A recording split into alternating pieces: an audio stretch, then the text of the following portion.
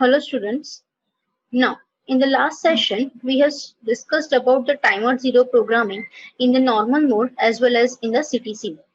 Now, similar way, timer 2 is also an 8-bit timer and which can be programmed same as timer 0. Right? So let's start with the timer 2 programming and we will see the various concepts related to the timer 1 programming also in this session. Right? So let's talk about the timer 2 programming. So when we talk about timer 2, so timer 2 is also an 8-bit timer, right? Therefore, it works with the same way as the timer 0 in timer 0 working. Right now, timer 2 can be used as a real-time counter. That means, as we will see for later in this session, that when we talk about the TCCR2 register, right? So in that particular, compared to TCCR0 register, the last 3 bits in which the last two bits has given for the counter programming.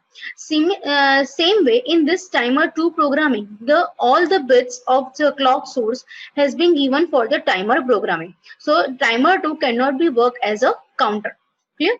So to do so, we should connect a crystal of 32.768 megahertz kilohertz to the T oscillator 1 and T oscillator 2 of the AVR to set the AS2 bit. Now, in timer 0, the CS02 and CS00 have the values 110 and 111, which were used for the counter programming for the falling as well as rising it. But in timer 2, the multiplexer selects between the scales of the clock. So all the clocks of the all the bits of CS clock is connected with the help of timer. Now, first we will see the TCCR2 register, that is timer counter control register for the timer 2. Right? So the TCTN2, that is timer counter register, that is same as TCNT0, which is a 8-bit register which is used for storing the data count. Similarly, this is TCCR2. So as you can see, the same figure as the TCCR0. So here the first 3 bits from the LSB, that is 0, 1 and 2, that is CS20, CS21 and CS22 has been given for the clock source. Then bit number 3 and bit number 6 has been given from WGM20 and WGM21 for the mode select. And the 4th and 5th pin, that is COM20 and COM21. Right, that is for the communication purpose, which is always be 0 in our case. And last, that is 7th number bit, which is FOC, that is force compare match, that will also be 0 for the timer 2 programming.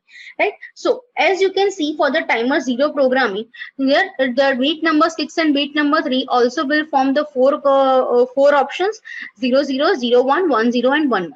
So 0 0 stands for the normal mode. So whenever the timer 2 is moving into the normal mode, we are calculating with we are giving 0 0 to 6th and the 3rd bit. Then CTC mode for 0 1, then 1 0 for the PWM mode, and the 1 1 for the fast PWM. And similarly, when we see about the clock source, that is 0 1 and 2 bit, it will also have from 0 0 0 to 1 1 1.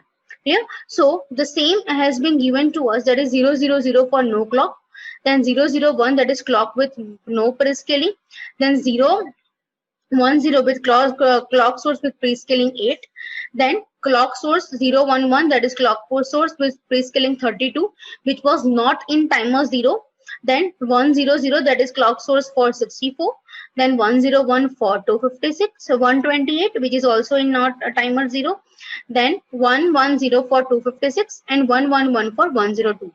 So similar here, rather counter is not working for timer 2, but there are more prescaler options than timers. Okay.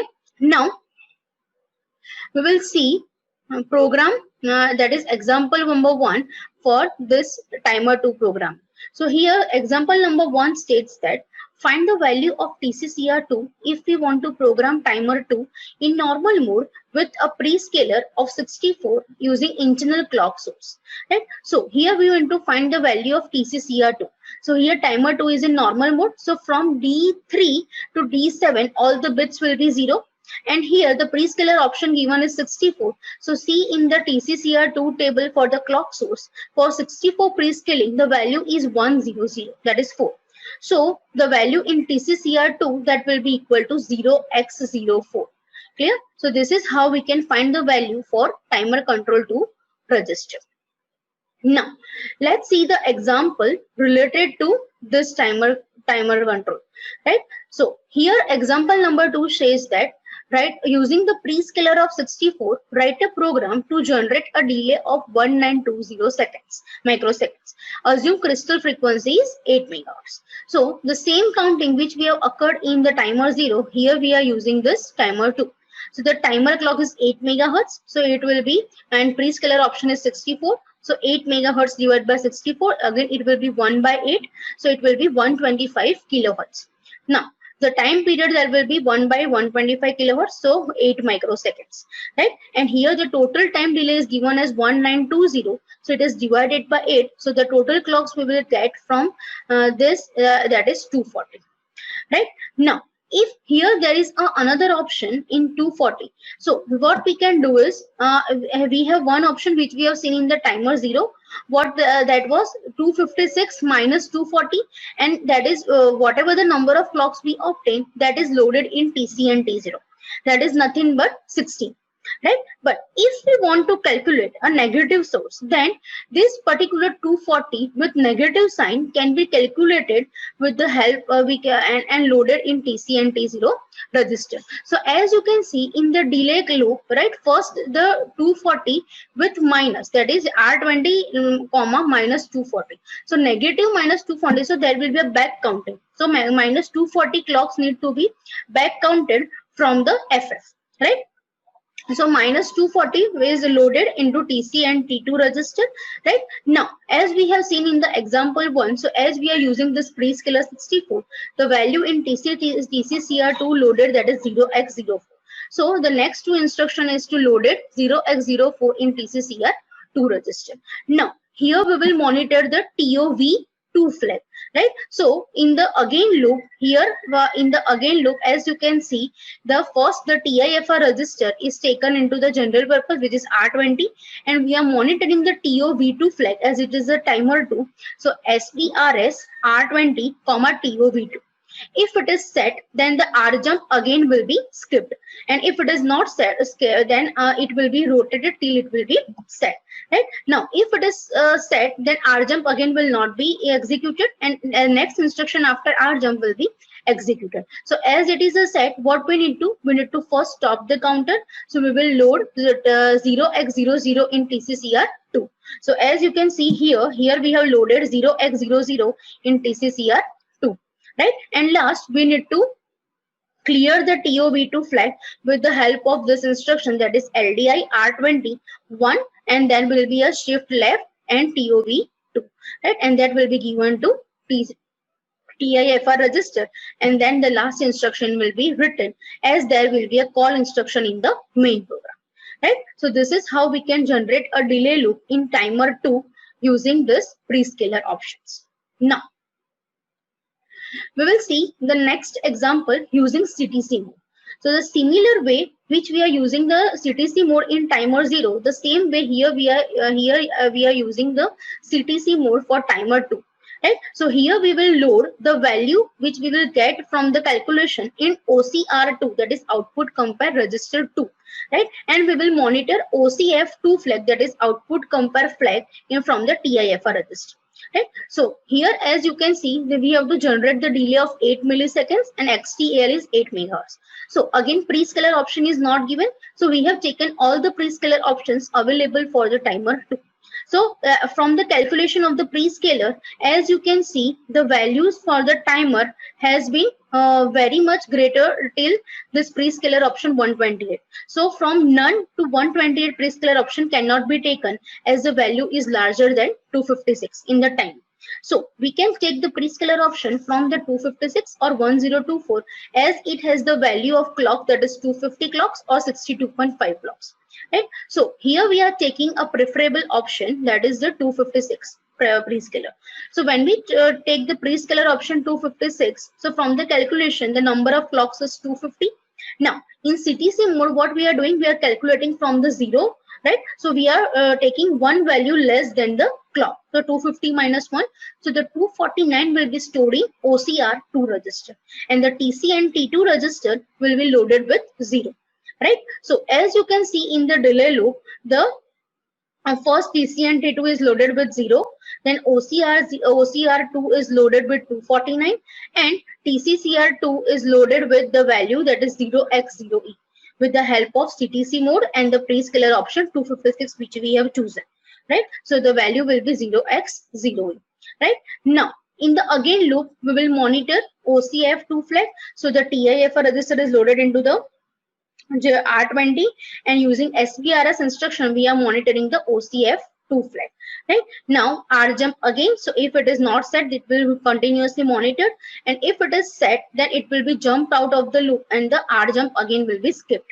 So what we need to do is we need to stop the counter. So again TCCR2 is loaded with 00, and we need to clear this OCF2 flag. So we using this LDI and out instruction we are clearing the OCF2 flag for the next counting purpose, right? So this is the example of timer 2 related to the CTC mode, which is same as working as the timer 0 in normal as well as CTC, right?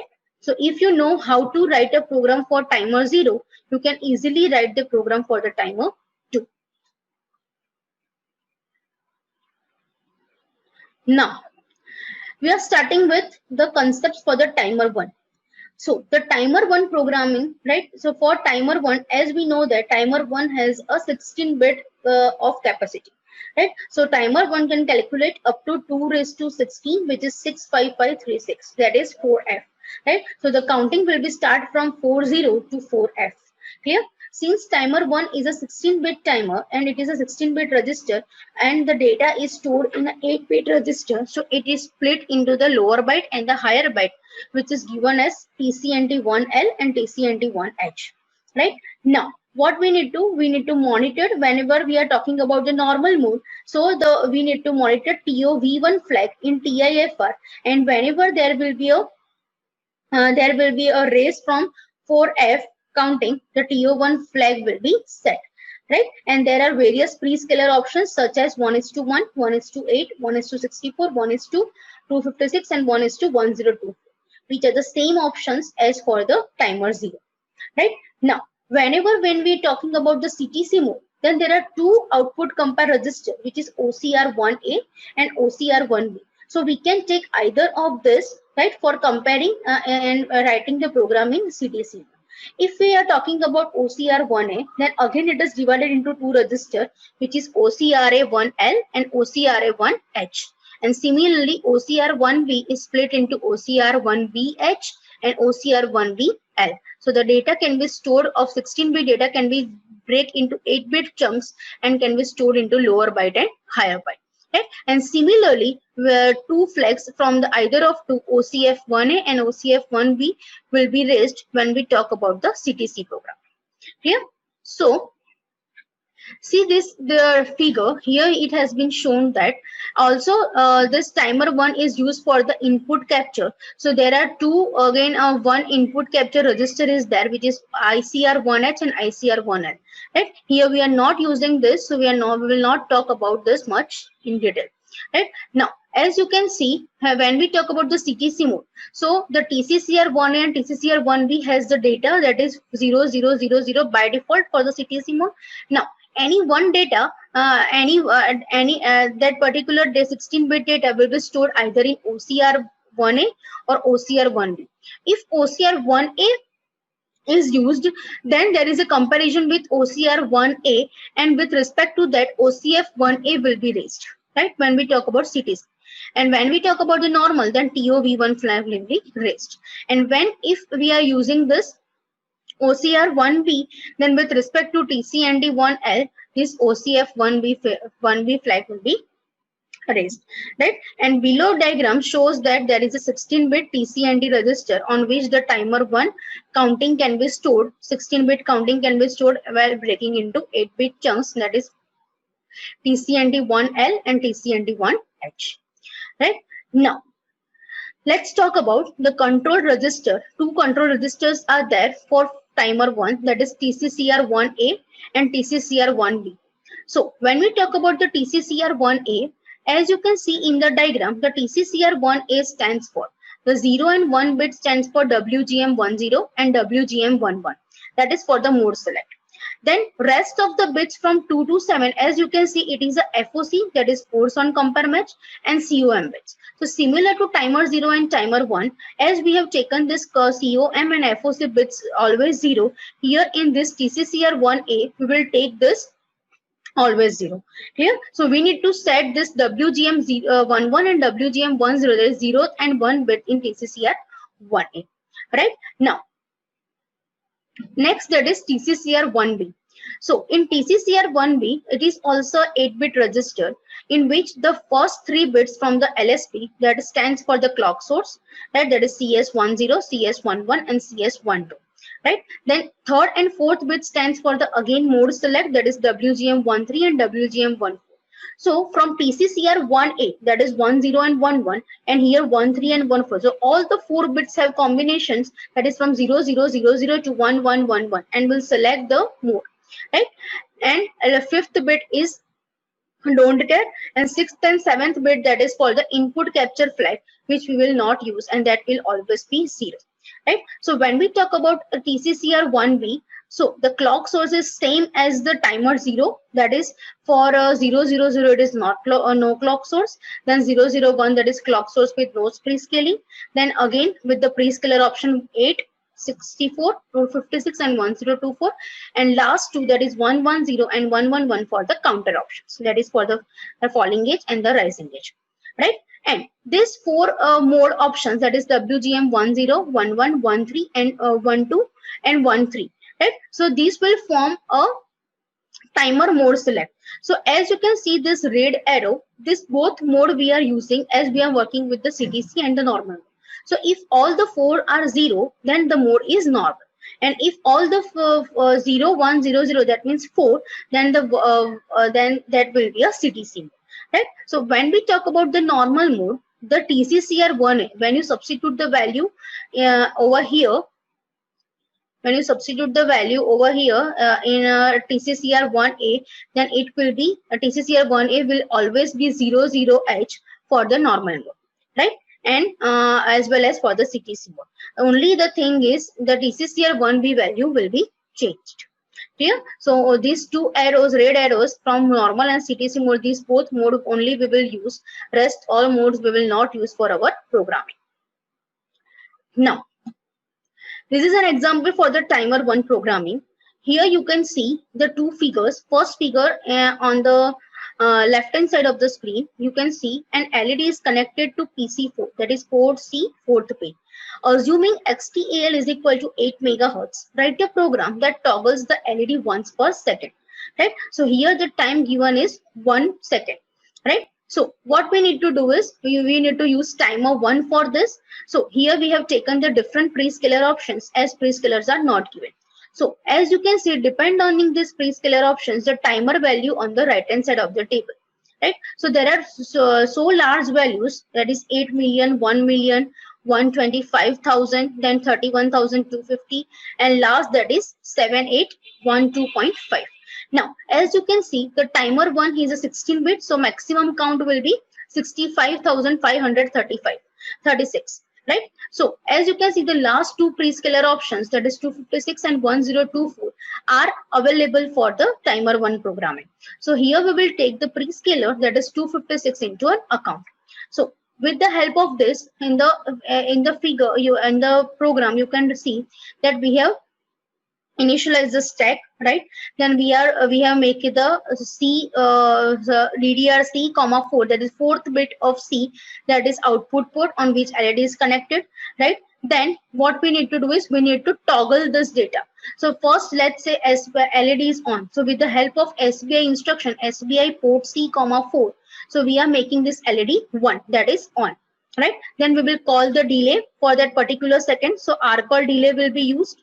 Then again, what we will do, we will off the LED. So CBI instruction, that is clear bit, port C, 4, and again we will call the delay. Right? And this will be happen continuously. Now, in this delay loop, here it is written, first what we will do, we have calculated the values, that is 31,250, right? So that will be converted into hex. So we will get a 16-bit data. From this, the higher bit data is loaded into the OCR1AH, using CTC mode, and the lower bit data that is loaded into the OCR 1H, right? And TCNT 1L and 1H is loaded with the 00.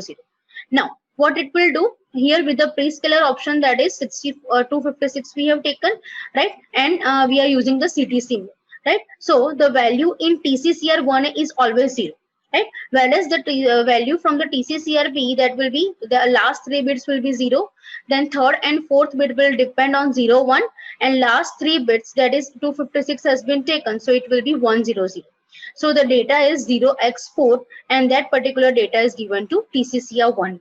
So here we have initialized all the timer control registers using this value loaded, and after that we will, here we have taken OCR 1A register for comparing, so we will take OCF1 flag, right? So OCF1A flag is monitored in the TIFR register, and if it is set, then it will jump and to skip the RJump instruction, and it will stop the counter, and it will clear the OCF1A flag. Clear, right? And if it is not set, then it will continuously monitor, and whenever it will be set, that process will be happen. Right? So here we have seen one example of timer 1 using CTC mode, right? And using the prescaler option. Similar program you can write with the normal mode also, right? Only the value in TCCR1B will be changed, right? And in place of OCF1A flag, we need to take TO1 flag, right? So that's all for today's session, right? Here we have completed the timer 2 programming, as well as we have discussed the timer 1 concepts, and we have seen the one example of timer 1, right? So that's all for today's session. We will meet in the next session. Thank you for watching.